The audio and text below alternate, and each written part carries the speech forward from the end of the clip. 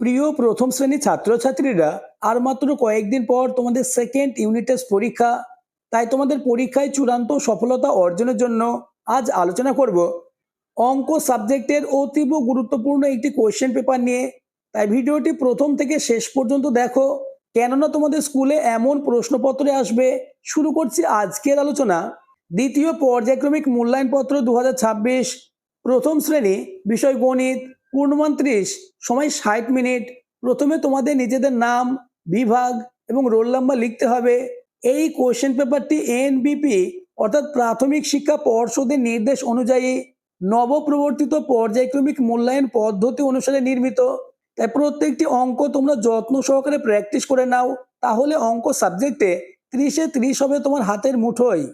দাগ নম্বর 1, সঠিক উত্তরের মাথায় টিক চিহ্ন দাও। প্রশ্নের মান 2.5। প্রশ্ন নম্বর ক, বিয়োগ করলে পরিমাণ বাড়ে, কমে না একই থাকে? উত্তর হবে কমে।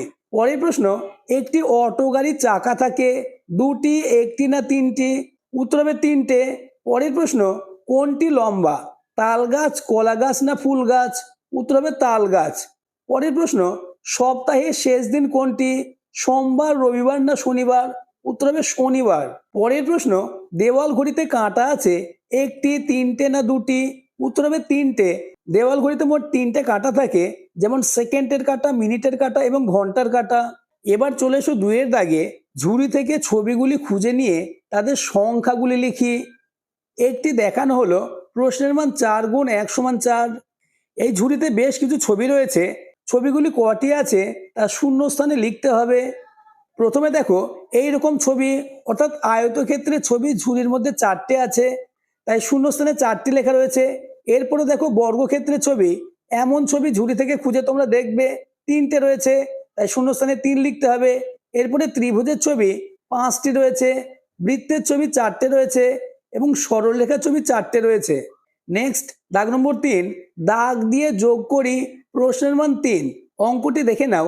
3 যোগ 5, 3-এর জন্য 3টে দাগ, 5-এর জন্য 5টি দাগ, 3 এবং 5-এর যোগ করলে হয় 8। পরের অঙ্ক, 4 যোগ 3, 4-এর জন্য 4টে দাগ দেবে এবং 3-এর জন্য 3টে দাগ দেবে, 4 আর 3-এর যোগ করলে হয় 7। পরের অঙ্ক, 7 যোগ 2, 7-এর জন্য 7টি দাগ এবং 2-এর জন্য 2টি দাগ দেবে, 7 2-এ 9।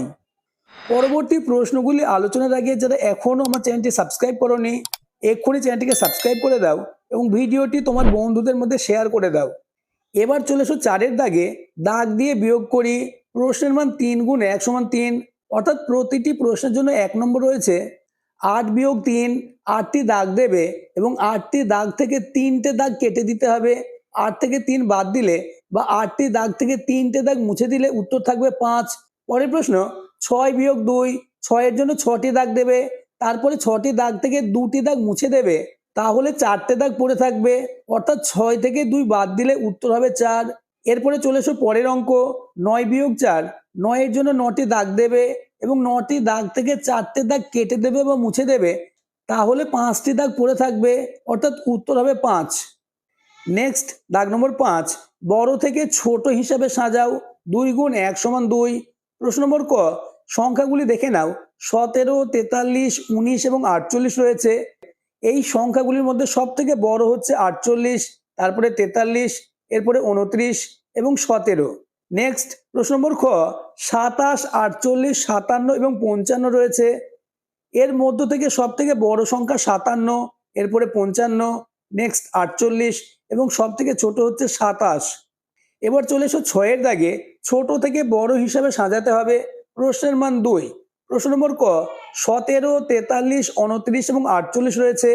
ছোট থেকে বড় হিসাবে সাজালে হবে 17, 29, 43 এবং 48। পরের প্রশ্ন, 27, 48, 57 এবং 55 রয়েছে। ছোট থেকে বড় হিসাবে সাজালে হবে 27, 48, 55 এবং 57। নেক্সট, দাগ নম্বর 7, ফাঁকা ঘরে সমান অথবা অসমান চিহ্ন বসাও। প্রশ্ন নম্বর ক, 5 যোগ 3, এই বক্সে তোমাদের সমান বা অসমান চিহ্ন বসাতে হবে। এই জায়গায় রয়েছে 6 যোগ 2, 5 এবং 3-এ হয় 8, 6 2-এ হয় 8, তাই শূন্যস্থানে সমান চিহ্ন বসবে।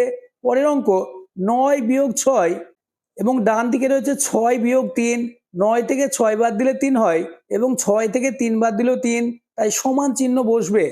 পরের অঙ্ক 5 বিয়োগ 2 শূন্যস্থান 7, 5 থেকে 2 বাদ দিলে 3 হয়, কিন্তু 7 রয়েছে তাই এটি সমান নয়, এই অসমান চিহ্নটি তোমরা বসাবে। নেক্সট প্রশ্ন নম্বর ঘ, 6 যোগ 2 এবং এই জায়গায় রয়েছে 3 যোগ 5, 6 2 যোগ করলে 8, ডান দিকে 3 এবং 5 যোগ করলে 8, তাই এই শূন্যস্থানে তোমরা সমান চিহ্নটি বসাবে। এবার চলে এসো 8 দাগে, ফাঁকা ঘরে গ্রেটার দেন বা লেস দেন চিহ্ন বসাতে হবে। প্রশ্নের মান 2। প্রথম প্রশ্ন 25 এবং 38 রয়েছে, এই চিহ্ন বসাবে। যেহেতু 25 থেকে 38 বড় তাই এই সাইনটা বসবে, অর্থাৎ 38 তীর মারবে। পরের প্রশ্ন 5 এবং 8 রয়েছে, এই সাইনটা বসাবে। নেক্সট 4 6 রয়েছে, এই সাইনটা বসাবে। পরের অঙ্ক 37 এবং 47 রয়েছে, তাই এই সাইনটি বসাবে। নেক্সট প্রশ্ন নম্বর 9, ছবি গুণে যোগ করি। প্রশ্নের মান 2। প্রশ্ন নম্বর ক, 1টি 2টি 3টে 4টে 5টা 6টা ত্রিভুজ রয়েছে এবং নিচে দেখো 1টি 2টি 3টে 4টে 5টা, অর্থাৎ 6 যোগ 5 সমান 11।